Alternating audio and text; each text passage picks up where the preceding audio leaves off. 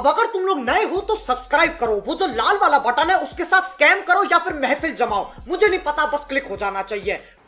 जय हिंद दोस्तों, मैं हूं आशीष। तो आज हम स्टार्ट करने जा रहे हैं class 9 mathematics RS Agarwal ICSE board से चैप्टर नंबर 13, बोले तो कोड प्रॉपर्टीज ऑफ ए सर्कल। बहुत ही ज्यादा इंपॉर्टेंट चैप्टर और जनरली ये बच्चों को थोड़ी सी कंफ्यूज करके रखता है, क्योंकि यहाँ पे बात आ जाती है थोड़ी बहुत थ्योरम्स की। तो टेंशन लेने की कोई जरूरत नहीं है, लेकर आ चुका हूं मैं आप लोगों के लिए। आज इस वीडियो में जो हम डिस्कस करने वाले हैं वो बेसिक कंसेप्ट ऑफ कोर्स, और ये जो बेसिक कंसेप्ट वाला वीडियो मेरा होता है बहुत ही ज़्यादा इंपॉर्टेंट होता है, एज यूजुअल, जो मैंने आप लोगों को पहले भी बताया हुआ है। तो चलिए स्टार्ट करते हैं। सबसे पहले छोटी छोटी चीज़ों को क्लियर कर लेते हैं ताकि क्वेश्चंस को करने में हमें कोई भी प्रॉब्लम ना हो। तो सबसे पहले हमें यहाँ पे जो समझने की ज़रूरत है वो है आपके पास सर्कल, कि सर्कल क्या है। तो एक बार मैं एक लाइन लिख देता हूँ पहले, उसके बाद मैं आपको समझाता हूँ कि एक्चुअल में सर्कल क्या है। तो आप यहाँ पे लिखेंगे circle is the set of points which are equidistant from a fixed point and this fixed point is called the centre of the circle. क्या बात समझ में आती है इतनी? मैंने आपसे क्या बोला उस चीज को समझते हैं। कहते हैं circle is the set of points. बहुत सारी बुक्स में लोकस भी लिखा हुआ रहता है, तो कोई डरने की बात नहीं है। Locus of a point, locus of the points, ऐसे कुछ लिखा रहता है। Circle is the set of points which are equidistance. Equidistance का मतलब होता है इक्वल डिस्टेंस पे स्टे करना, ठीक है। तो बहुत सारे पॉइंट्स का लोकस बना होगा, एक पाथ बना होगा, ठीक है, उसके एक सेट बने होंगे, वो सारे के सारे पॉइंट्स इक्वल डिस्टेंस पे होंगे फ्रॉम ए फिक्स्ड पॉइंट। तो सबसे पहले तो मान लीजिए there are infinite number of points, but remember यहाँ पे बात कर रहा है लोकस की, यहाँ पे बात कर रहा है सेट ऑफ पॉइंट्स की। और साथ में ये बोला है कि जितने भी पॉइंट्स हैं वो इक्वी डिस्टेंट हैं एक पर्टिकुलर फिक्स्ड पॉइंट से। तो फर्स्ट ऑफ ऑल हमें एक फिक्स्ड पॉइंट बनाने की जरूरत है। Let's say this is your fixed point. अब इस फिक्स्ड पॉइंट से जितने भी हमारे पास सेट ऑफ पॉइंट्स हैं, लोकस हैं, उसका लोकस बनाने की जरूरत। बेसिकली सेट ऑफ पॉइंट्स का क्या करना, लोकस बनाना बहुत ज़्यादा जरूरी है, जो कि इक्वी डिस्टेंट पे हो, in such a way that they are equal distance पे और मूव कर रहे हो प्लेन में मतलब 2D में। बात समझ में आ रही है? 2 डायमेंशन में तो मूव करते जाएंगे ये सारे पॉइंट्स कुछ इस तरीके से, लोकस को ऐसा कुछ फॉलो करेंगे कुछ इस तरीके से। अब इस चीज़ को समझना कि मैं सर्कल बना दे रहा हूँ, समझा नहीं रही हूँ, समझना। एक बार मैं आपको समझाता हूँ। ये जो पॉइंट्स है और ये जो आपके पास फिक्स्ड पॉइंट, इन दोनों के बीच का डिस्टेंस देखिए क्या सेम है या नहीं, ठीक है। अब इन दोनों के बीच का डिस्टेंस देखिए क्या सेम है या नहीं है, इनके बीच का डिस्टेंस देखिए क्या सेम है या नहीं है। तो each and every point will have the same distance from this fixed point. समझ में आती बात? अगर ऐसा होगा, हर एक पॉइंट से अगर डिस्टेंस सेम होगा, तभी वो आपके पास लोकस को फॉर्म करेगा, तभी वो सेट ऑफ पॉइंट्स माना जाएगा सर्कल का, अदरवाइज नहीं। समझ में आती बात? मतलब सर्कल कुछ नहीं है, पॉइंट्स से बने हुए हैं, बट ये जो पॉइंट्स होते हैं आपके पास इनफाइनाइट नंबर ऑफ पॉइंट्स होते हैं। क्या इतनी बात समझ में आती है? डन है? फील आया? चलिए, तो ये तो हो गए हमारे बात किसके, सर्कल के। अब सर्कल के बारे में थोड़ी सी और चीज़ों के बारे में डिस्कस करते हैं। कहता है ये जो फिक्स्ड पॉइंट है उसको हम सेंटर बोलते हैं। क्या बोलते हैं? सेंटर बोलते हैं, और जनरली हम ओ से रिप्रेजेंटेशन इसकी देंगे। समझ में आती है बात? चलिए, तो यहाँ तक समझ में आ गई आपको। अब आगे चलते हैं। देखिए टर्म्स में यहाँ पे एक बार देख लेता हूँ क्या क्या टर्म्स हैं आपके पास। ये सारी चीज़ें आपको समझ में आ जाएंगी। और ये जो मैंने आपको बोला कि इक्वल डिस्टेंस जो रहता है, ये वाला यहाँ से लेकर यहाँ तक, ये वाला डिस्टेंस और भी किसी भी पॉइंट के बीच का डिस्टेंस निकाल लीजिए, इन सारों को हम कहते हैं रेडियस, है ना। इन सबको क्या कहते हैं? रेडियस। आप रेडियस को ऐसे भी डिफाइन कर सकते हैं, the distance between the centre, और you can say the fixed point from any point on the circle. तो सर्कल का कोई सा भी पॉइंट उठा लीजिए, अगर वो सेंटर से डिस्टेंस है, तो अगर वो फिक्स्ड पॉइंट से डिस्टेंस है तो उसको हम क्या बोलेंगे? रेडियस बोलेंगे। अच्छा, रेडियस जो आपके पास सिंगुलर फॉर्म है, क्या है? रेडियस आपके पास सिंगुलर फॉर्म है। तो रेडियाई जो होता है वो आपके पास इसका प्लूरल फॉर्म होता है। समझ में आती बात, प्लूरल फॉर्म होता है क्योंकि यहाँ पे there are infinite number of radius. समझ में बात आती है क्योंकि इनफाइनाइट नंबर ऑफ पॉइंट्स है, सेंटर फिक्स है, distance infinite number of radius बन जाएगा। क्लियर है, डन है। तो अभी मैंने आप लोगों को कुछ नहीं बताया, सिंपल एक छोटा सा चीज बताया है जिसको बोलते हैं सर्कल, दूसरा बताया सेंटर और तीसरा बताया आपको क्या, रेडियस। ठीक है, चलिए अब आगे चलते हैं। नोट डाउन कर लीजिएगा इनको बहुत अच्छे तरीके से, पेन कॉपी पहले तो निकाल लीजिए, ठीक है, और बहुत अच्छे तरीके से नोट्स बनाना शुरू कर दीजिए क्योंकि यही है वो जिंदगी जो आपको समझना है। देखिए किताबों में लिखा हुआ आपके पास, मेन चीज है आपको कितने अच्छे तरीके से समझ में आया उसको आप अपनी लैंग्वेज में लिखने की कोशिश कीजिए। ठीक है, चलिए अब नेक्स्ट हमारे पास रेडियाई बता दिया, नेक्स्ट आपके पास सरकमफ्रेंस। सरकमफ्रेंस कुछ नहीं होता, आप लोगों ने लेट से ट्रायंगल की हमने बात कराई है पहले। तो जैसे कि आपके पास ट्रायंगल है, तो ट्रायंगल के अगर हम पेरीमीटर की बात करते हैं, ट्रायंगल के अगर हम पेरीमीटर की बात करते हैं तो आप बताते हैं कि जो पेरीमीटर होगा वो ए बी प्लस का बी सी प्लस का ए सी या फिर सी ए, कुछ भी कह दीजिए। इसका कहने का मतलब ये है कि sum of all the sides is called perimeter, simply normal सा काम है ना। 5 3 2 लेट से कुछ भी होगा लेंथ, तीनों का अगर हम ऐड कर देंगे तो आपके पास क्या निकल कर आ जाएगा, पेरीमीटर निकल कर आ जाएगा। समझ में आती बात। वैसे 5 3 2 बनेगा नहीं, ठीक है, सर्कल की साइड से नहीं होंगे, कुछ और बनेंगे, ठीक है, क्योंकि दो साइड का जो सम है वो ग्रेटर होने चाहिए थर्ड से, लेकिन 5 और 2 और 3 जो अभी मैंने आपको बोला इसको उसको ऐड करेंगे तो 5 के इक्वल आएगा, रॉन्ग। समझ में आती बात, तो ये ले लीजिए 3 4 5 ये बन जाएगा। समझ में आती बात। तो पेरीमीटर क्या है, सम ऑफ ऑल साइड्स। तो यार सर्कल के केस में सम ऑफ ऑल साइड तो होता ही नहीं यहाँ पे, अब क्या करें। तो इसको पेरीमीटर को इसी के लिए हम यहाँ पे कह देते हैं, इसका नाम थोड़ा सा अलग करते हैं, सरकमफ्रेंस। सर्कल को घेरा बनाने वाली लाइन को हम क्या कहते हैं, बाउंड्री को क्या कहते हैं, हम सरकमफ्रेंस कहते हैं। और यहाँ पे आपके पास जो सरकमफ्रेंस की वैल्यू देखने को मिलेगी फॉर्मूला, उसे हम बोलते हैं 2 pi R, where R is the radius. 2 पता है आपको और पाई की वैल्यू आपको पता है 22/7। तो ये कहानी थी आपके पास सरकमफ्रेंस की। चलिए सरकमफ्रेंस की बात आ चुकी, थोड़ा सा एरिया भी डिस्कस कर लेते हैं।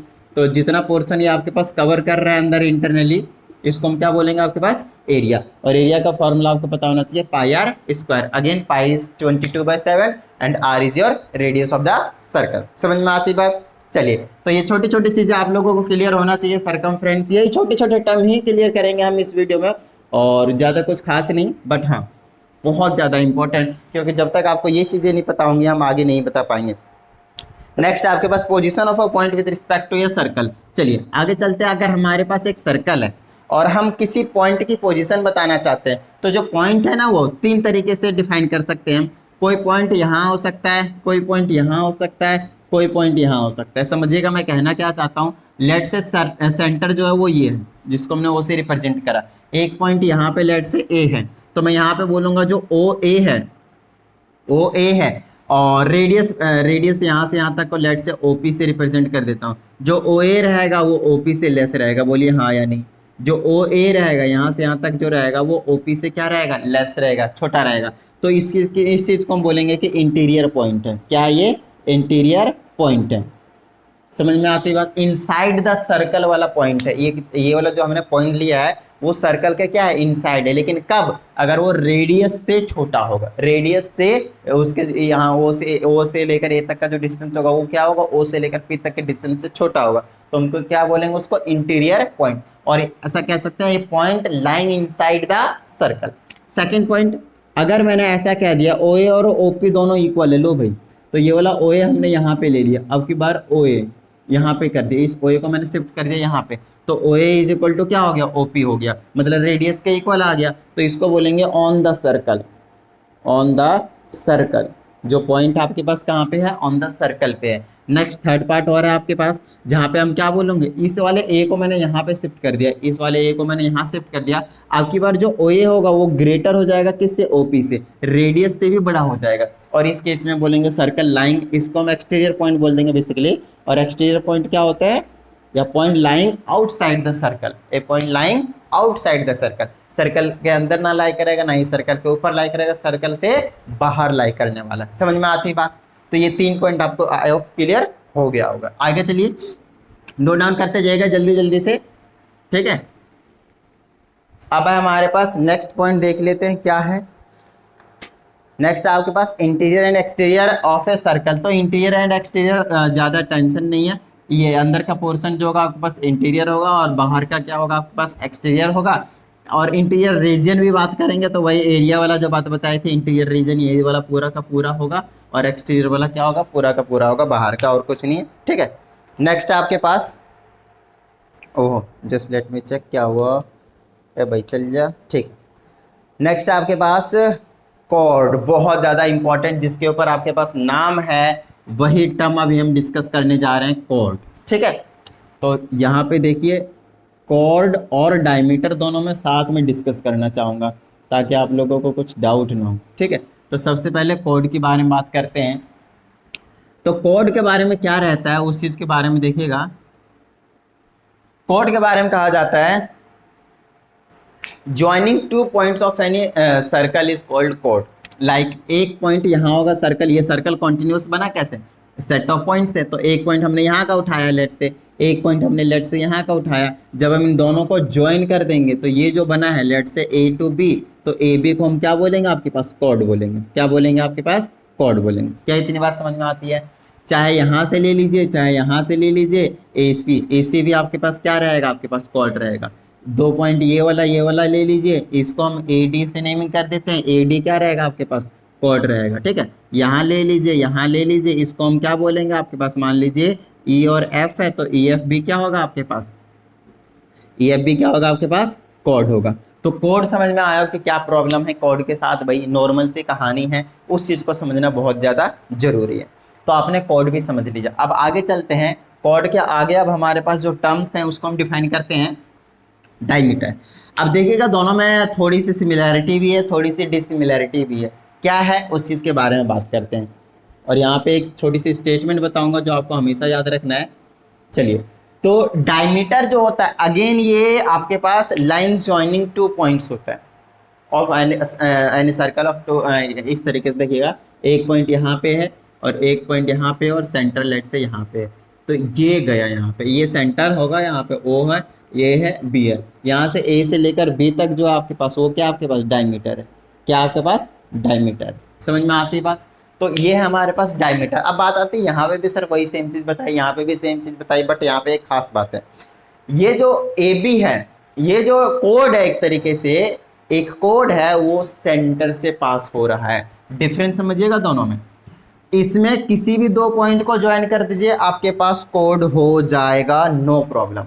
बट अगर मैं डायमीटर की बात करता हूं तो कोई सभी 2 पॉइंट को पास कर ज्वाइन कर दीजिए, वो डायमीटर तभी बनेगा जब वो जो लाइन होगा, जो दोनों पॉइंट से ज्वाइन होंगे, वो जो लाइन होगा वो अगर सेंटर से पास हो रहा है तभी। समझ में आती है बात? डन है? ठीक है। अब क्योंकि सेंटर से पास हो रहा है तो इधर वाले को रेडियस बोलेंगे, इधर वाले को भी रेडियस बोलेंगे। तो अगर ये डायमीटर है तो वो किसके इक्वल होगा, डबल ऑफ रेडियस। देखिए R प्लस R, 2R होगा, 2R किसके इक्वल होगा, डायमीटर के, AB के इक्वल होगा। तो diameter is equal to 2 times R। ये भी एक छोटा सा रिलेशन है जिसका हम आगे फ्रिक्वेंटली यूज ऑफ कोर्स करने ही वाले हैं। तो ये कहानी हो गई आपके पास डायमीटर की। क्या इतनी बात समझ में आई? अब यहाँ पे एक छोटा सा जो स्टेटमेंट रहता है वो आप लोगों को समझने की ज़रूरत है, समझिएगा। यहाँ पे मैं लिखता हूँ ऑल द डायमीटर्स आर कोड but all the chords are not diameter. समझिए, साथ में एक छोटा सा और लिखेंगे, diameter is the longest chord of the circle. ये 2 पॉइंट समझने की ज़रूरत है।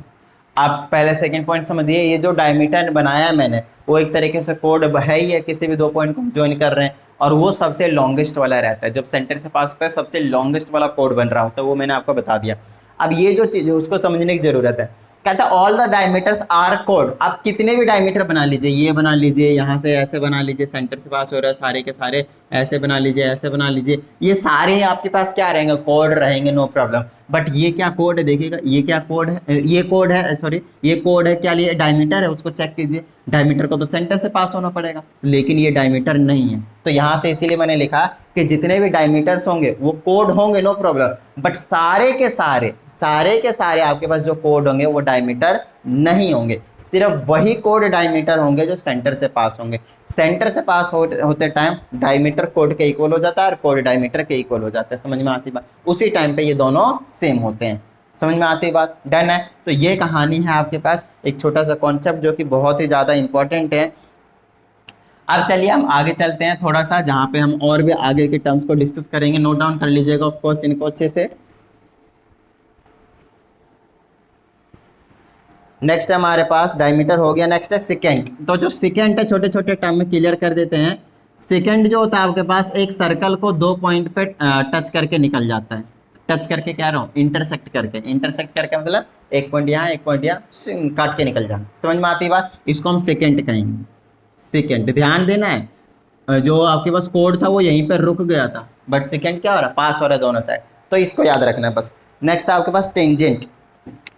टेंजेंट जो होता है वो एक ही पॉइंट पे, ये 2 पॉइंट पे इंटरसेक्ट किया, टेंजेंट एक ही पॉइंट पे इंटरसेक्ट करके जाएगा इस तरीके से, ये आपके पास टेंजेंट है, ठीक है। और जहाँ पे ये टच करता है उसको लेट से हमने पी से रिप्रेजेंटेशन दे दिया, तो इस पी को बोलते हैं point of contact. Point of contact क्या बोलते हैं इसको? Point of contact. जहाँ पे टेंजेंट, इस बात का हमेशा आपको ध्यान रखना है, बहुत ज़्यादा इंपॉर्टेंट प्रॉपर्टी है ये, हद से ज़्यादा इंपॉर्टेंट प्रॉपर्टी है।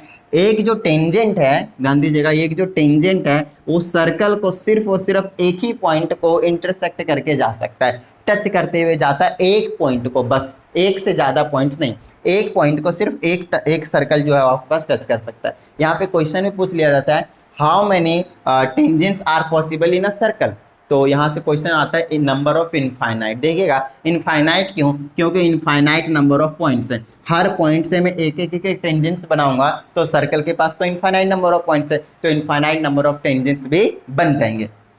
अब बात आते हैं यहाँ पे एक छोटा सा और कॉन्सेप्ट है जो कि हम आगे पढ़ेंगे। ये आपके पास क्या है, रेडियस है, इसको मैंने क्या बोल दिया, सेंटर है। जहाँ पे रेडियस और टेंजेंट्स मीट करते हैं, ध्यान दीजिएगा, जहाँ पे रेडियस और टेंजेंट्स मीट करते हैं वहाँ पे हमेशा क्या होता है, 90 डिग्री का एंगल बनता है। समझ में आती है बात? डन है। और क्या चीज़ है इसके पास? तो ये कहानी हो गई, no two tangents can be drawn through inside point. अच्छा, कभी भी इनसाइड से आप लेकर नहीं जा सकते। मान लीजिए ये आपके पास क्या है, सर्कल है, और अगर आप चाहें कि इस तरीके से लेकर जाइए तो सेकंड बन जाएगा। इनसाइड से नहीं ले जा सकते आप, सिर्फ क्या करवा सकते हैं, टच करवा के लेकर जा सकते हैं। और क्या क्या प्रॉपर्टी है? अच्छा, अगर आपने बाहर के किसी एक सर्कल से बनाया, सर्कल पे बनाया बाहर के एक पॉइंट से, तो आप मैक्सिमम 2 टेंजेंट्स बना सकते हैं इस तरीके, सॉरी अंदर से चला गया ये, इसको ऐसे बना सकते हैं और इसको ऐसे बना सकते हैं लेट से। तो ये एक्सटीरियर पॉइंट है, एक्सटीरियर पॉइंट लेट से अगर P है तो यहाँ पे A है और यहाँ पे B है, तो आप यहाँ पे क्या कर पा रहे हो, 2 टेंजेंट्स बना पा रहे हो, एक तो AP और एक रहता है PB, AP और PB, और इन दोनों टेंजेंट्स की लेंथ हमेशा इक्वल रहती है। क्या रहती है? इक्वल रहती है। तो यहाँ पे एक इसका थ्योरम भी है आपके पास, मैं प्रूव करवाऊंगा आगे चल के, कि अगर आप किसी भी एक्सटीरियर पॉइंट से सर्कल पे टेंजेंट ड्रॉ करते हैं तो मैक्सिमम आप 2 ड्रॉ कर सकते हैं, और वो दोनों के दोनों टेंजेंट्स क्या रहते हैं आपके पास, इक्वल रहते हैं। ऐसा कोई हार्ड एंड फास्ट रूल नहीं है कि आप इसको आगे लेकर ही जाओ, यहीं पे रोको, ये आपके पास क्या टेंजेंट है, ठीक है। यहाँ पे तो बताया आपके पास कि ले गए पूरा, नो प्रॉब्लम ले जाओ, बट ये वाला भी अगर पोर्शन छोड़ देता हूँ तब भी वो क्या आपके पास टेंजेंट है। और जहाँ पे टेंजेंट्स और रेडियस मीट करते हैं वहाँ पे 90 डिग्री का हमेशा एंगल बनता है। क्या इतनी बात समझ में आई टेंजेंट्स के बारे में? तो ये नॉर्मली कहानी हो गया आपके पास टेंजेंट्स के बारे में। और भी कुछ है?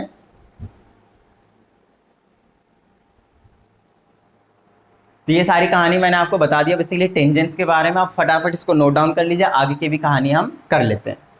ओके, तो अब हमारे पास टचिंग सर्कल्स, कि सर्कल्स को हम किस तरीके से टच करवा सकते हैं। तो देखिएगा, ये आपके पास पहला सर्कल है और ये आपके पास दूसरा सर्कल है। हम यहाँ पे सर्कल को 2 तरीके से टच करवाएंगे, थोड़ा सा कॉम्प्रोमाइज़ करना पड़ेगा आप लोगों को, मेरी ड्राइंग बहुत ही ज़्यादा मस्त है।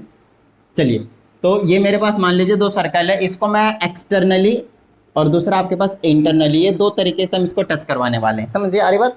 तो जहाँ पे जिस पॉइंट को टच करवाते हैं उसको अगेन हम क्या बोलेंगे, पॉइंट ऑफ कॉन्टैक्ट। और यहाँ से अगर हमने एक इस तरीके से टेंजेंट ड्रॉ कर दिया तो ये जो टेंजेंट होगा वो आपके पास क्या रहेगा, कॉमन टेंजेंट। अब आपको समझ में आ रही होगी बात, समझ में आती है बात? डन है। तो ये आपके पास क्या, कॉमन टेंजेंट। कॉमन टेंजेंट मतलब दोनों सर्कल का काम यही कर रहा है, क्योंकि दोनों का पॉइंट ऑफ कॉन्टैक्ट है, उसी से पास करवा रहा हूँ, तो कॉमन टेंजेंट हो गया। इंटरनली करवाएंगे तो एक सर्कल ये रहा, एक पॉइंट को ऐसा ले लीजिए और अंदर से एक और सर्कल बना दीजिए इस तरीके से, ठीक है। अच्छा, इन दोनों के सेंटर को आप मिला दीजिए तो इनको हम कहते हैं लाइन ऑफ सेंटर। क्या कहेंगे इसको? Line of centre. तो यहाँ पे कई जो वर्ड हैं आपके पास क्लियर होने चाहिए, कई टर्म्स बेसिकली हैं आपको क्लियर होने चाहिए। टचिंग सर्कल, जहाँ टच करेंगे पॉइंट ऑफ कॉन्टैक्ट। जो कोड हम बनाएंगे, कोड कह रहा हूँ, टेंजेंट जो बनाएंगे उसको हम क्या बोलेंगे? Common tangent. नेक्स्ट, दोनों का सेंटर है, लेट से इसका ओ है, इसका ओ डैश है, तो ओ से लेकर ओ डैश तक की जो लाइन होगी, डिस्टेंस होगा, उसको क्या बोलेंगे? Line of centre. उसको लाइन को क्या बोलेंगे? Line of centre. समझ में आती बात? सेंटर्स।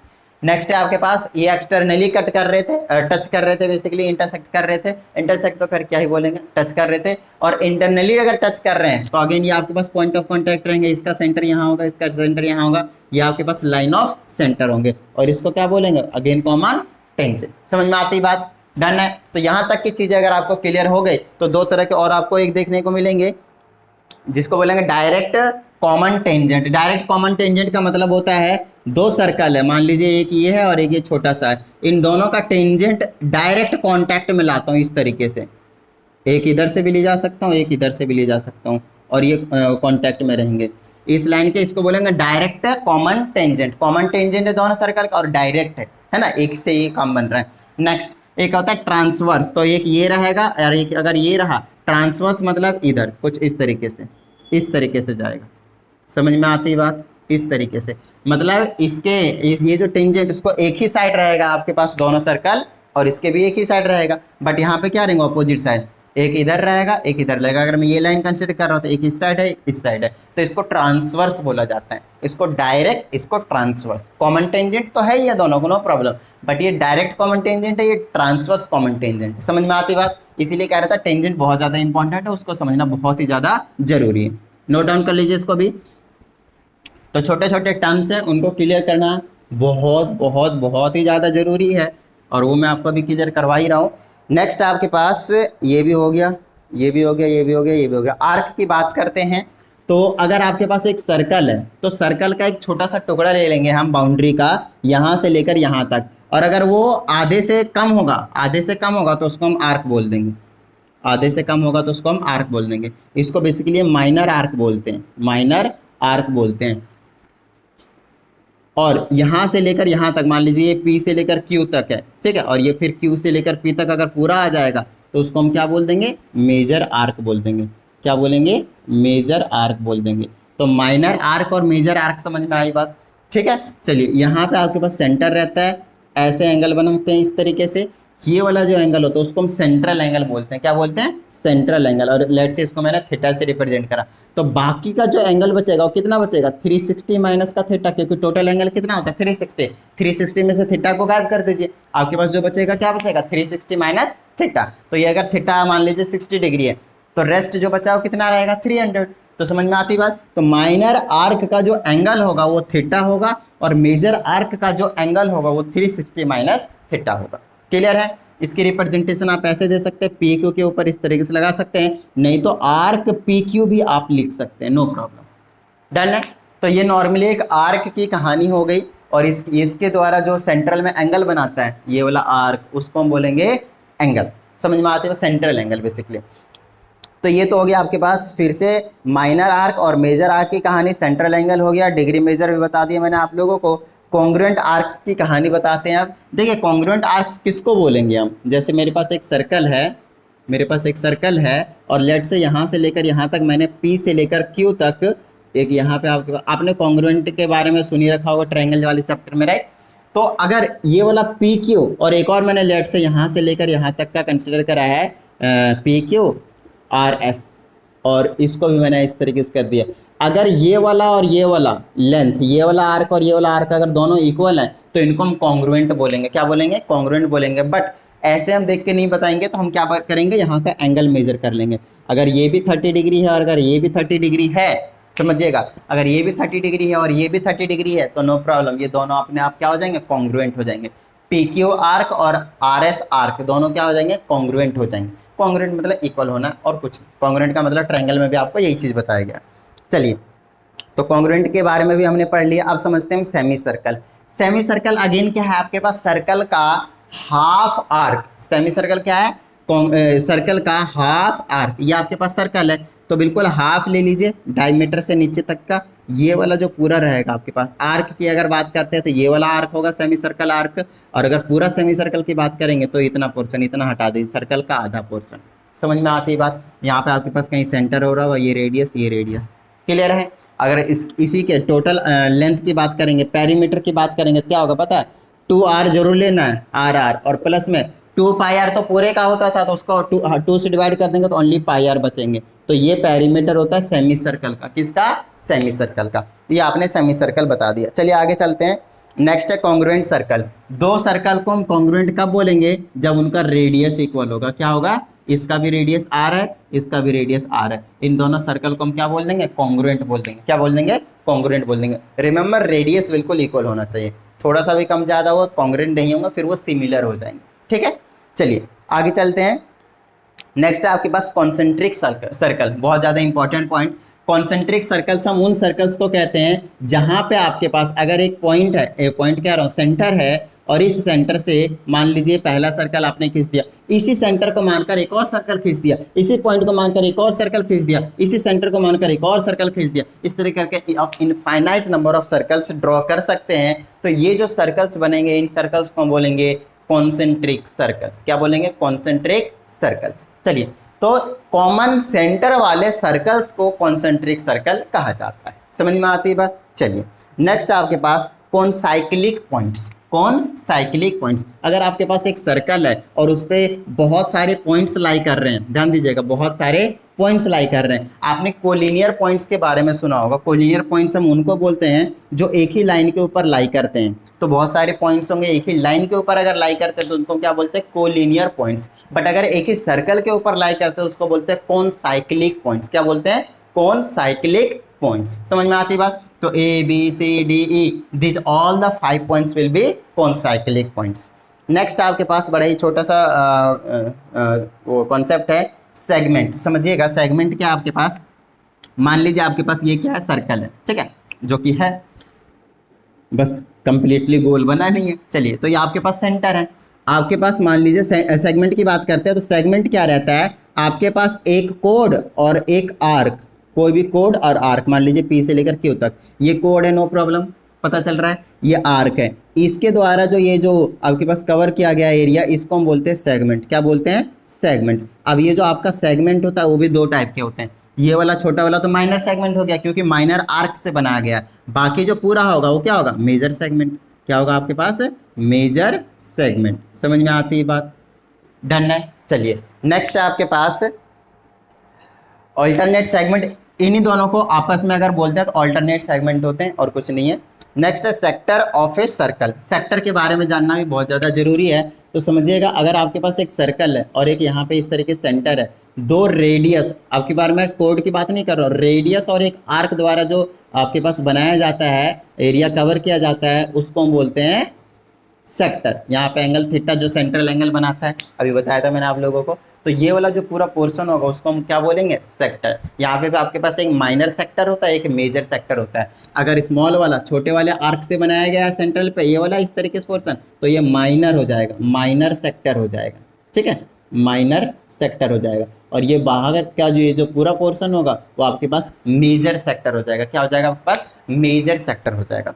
नेक्स्ट आपके पास क्वाड्रेंट। क्वाड्रेंट की क्या कहानी होती है समझिएगा, अगर आपके पास एक सर्कल है, अगर उसको आपने 4 इक्वल हिस्से में डिवाइड कर दिया तो एक पोर्शन को हम क्वाड्रेंट कहते हैं। क्या कहते हैं आपके पास, क्वाड्रेंट कहते हैं। समझ में आती बात? और क्वाड्रेंट के आर्क की जो लेंथ होगी, आर्क की लेंथ बता रहा हूँ मैं, वो 2 पाई आर डिवाइडेड बाय में 4 होगा, क्योंकि 2 पाई आर टोटल की होती है, आप 4 से डिवाइड कर दीजिए तो पाई आर बाय में 2 आ जाएगा कैंसिल करने के बाद। अच्छा, एरिया की बात करेंगे तो पाई आर स्क्वायर डिवाइडेड बाय में 4 आ जाएगा इसका एरिया के बारे में। एंगल जो सबटेंड करता है सेंटर पे हमेशा 90 डिग्री होगा। ये आपके पास क्वाड्रेंट की कहानी है। एक छोटा सा कॉन्सेप्ट और है साइक्लिक क्वाड्रिलेटरल की, समझिएगा। साइक्लिक क्वाड्रिलेटरल का मतलब, अगर आपके पास एक सर्कल है और आपने एक क्वाड्रिलेटरल बनाया और उस क्वाड्रिलेटरल के ऑफ कोर्स 4 वर्टिसेस होंगे, 4 के 4 वर्टिसेस अगर आपके पास सर्कल के ऊपर लाई कर रहे हैं, मतलब चारों जो वर्टिसेस होंगे वो पॉइंट होंगे कॉन्साइक्लिक होंगे। कॉन्साइक्लिक भी बताया मैंने आप लोगों को। अगर वो कॉन्साइक्लिक होंगे तो उसको हम क्या बोलेंगे, आपके पास साइक्लिक क्वाड्रिलेटरल बोलेंगे। क्या बोलेंगे, साइक्लिक क्वाड्रिलेटरल बोलेंगे। और साइक्लिक क्वाड्रिलेटरल की प्रॉपर्टी होती है, अपोजिट एंगल का जो सम होता है 180 होता है, मतलब this angle plus this angle, angle 1 plus angle 2 is equal to 180 degree, और एंगल 3 और प्लस में एंगल 4 लेट से अभी मैं नेमिंग कर देता हूँ, ये 3 4 इन दोनों का सम 180 डिग्री। ये साइक्लिक क्वाड्रिलेटरल की हमेशा प्रॉपर्टी होती है। तो ये कहानी आपके पास साइक्लिक क्वाड्रिलेटरल के, और ज़्यादा कुछ नहीं है, तो टेंशन मत लीजिए। तो मेनली जो है आपके पास कॉन्सेप्ट समझने का है, जैसे कि अभी मैंने आप लोगों को समझा दिया है। तो फिलहाल तो इस वीडियो में इतना ही, बाकी हम डिस्कस करेंगे अगले वीडियो में कुछ थ्योरम्स, जो कि अगेन मोस्ट इंपॉर्टेंट पार्ट होने वाला है इस चैप्टर के लिए, तो उसको जरूर समझिएगा। पहले इनको एक बार बहुत अच्छे तरीके से क्लियर कर लीजिए, फिर हम आपके लिए वो वाली वीडियो लेकर आ जाएंगे। बट आप लोगों का जो काम है वो वीडियो को लाइक कर देना है। कोई न्यू स्टूडेंट है तो प्लीज़ चैनल को सब्सक्राइब भी कर लें, और बेल आइकन को प्रेस करके वेट करेंगे, कभी भी घंटा बज सकता है। तो चलिए मिलते हैं अगली वीडियो में, प्रैक्टिस करते रहिएगा। जय हिंद।